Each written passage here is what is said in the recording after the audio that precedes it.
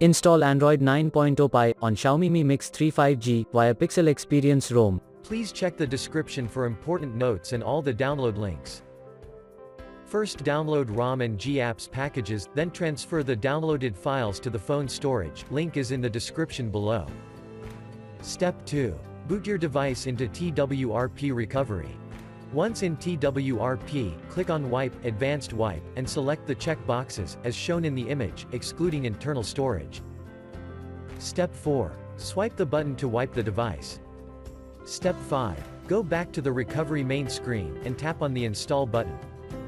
Step 6. Navigate to the storage, and select the ROM zip file.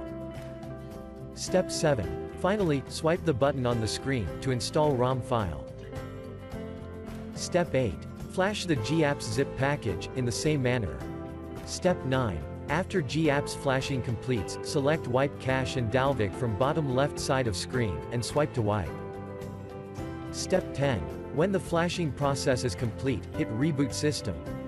That's it, you have successfully installed the ROM on your device.